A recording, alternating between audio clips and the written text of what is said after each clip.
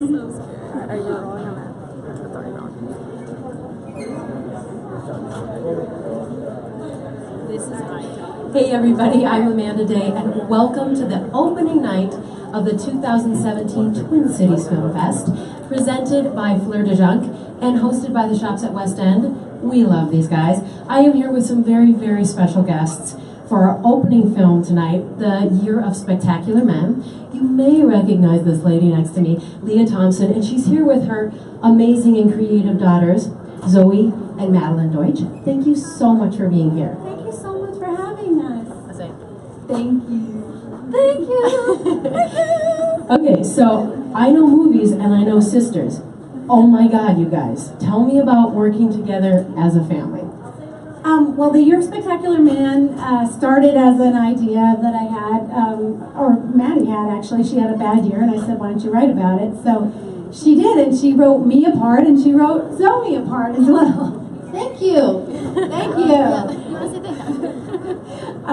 Yeah, so it's a really interesting experience working with your kids. You know, they're grown-up women, and they're amazing artists. So it was a real gift.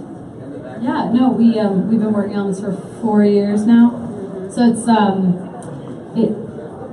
you grow and change with the project. I think all of our relationships have like grown and changed as we've gone on this journey, and it's like thanks for having us. We're really happy to be here. To give context, The Year of Spectacular Men was written by Maddie and stars Maddie, and Maddie did most of the music, so a real underachiever. And then my mother directed the film. And I'm in it, but she produced it. And Zoey produced it too, so it's real psycho, all of us. Yeah, so not a whole lot of talent in this family at all. Yeah. So how autobiographical was this? Is it pretty real? I think, actually you have a good joke about this. People always ask how real it is, and a lot of it was inspired by events in real life. Things have to change when you write a script because people are often less sympathetic than the characters need to be, so you kind of have to adjust sometimes, and sometimes vice versa. But my mom plays a lesbian yoga instructor in the film, and she's been happily married to Howard Deutch for 30 years, so that I just lied. Plus you killed off your dad. I killed off my dad, like that was so not nice, because he's a producer on the film, so I threw him a bone too, it's fine. And you said you did the music as well, and music can really be a compelling factor in a film. Can you tell us about the journey, I'm sure you were in the editing booth too, where you must have been too. You were probably all edit. That is so overwhelming to me. So tell me a little bit about music, and then I want to go into a little bit more of the directing aspect of it, because directing is such an interesting beast, but also directing your kids. Like, did you have to call out the mom voice, you know? Well, I'll start with that. Yeah, I mean, it's a really interesting thing being a director at all, but directing your kids is interesting. But they're such amazing, hard-working professionals that it was just really fun. It was fun to act with them. We've been creative together since since they grew up. So, but to the music, which is where you started, we had a very little budget for the whole movie, and gosh, we had hardly anything, and we had how many songs? We had no money, and we needed 35 songs. It's a comedy, and you needed to move fast, so we needed a lot of music. I went into like the dregs of like old MySpace songs and Facebook songs and stuff I had remembered from high school and college and friends I hadn't talked to in 8 years, and I just started like cold calling people and being like, I have literally $2.50, but you will have my love forever. And we got a ton of amazing music that way, but I had to like source every single piece. And then as far as the score is concerned, I went in with a really good friend of mine, Denver Daly. He's an amazing Midwestern musician, and he and I had 5 days to record over 50 cues. So we did that, and then I started taking a lot of antibiotics. I also wanted to ask you guys, what is your earliest memory of creating something together? Because this year at the Twin Cities Film Fest is the Year of Spectacular Women, which seems to go rather well with your film. And fostering an environment of creativity is something I think is so important. Can you talk a little bit about that as a family? My earliest memory of creating is with you because you were adamant on making Halloween costumes every year for us ever since we were this big. Halloween's coming around the corner and I'm not going to be knocking at your door again. So that was my earliest memory. You would teach us how to sew and glue and paint and, create. Our parents also took us to set.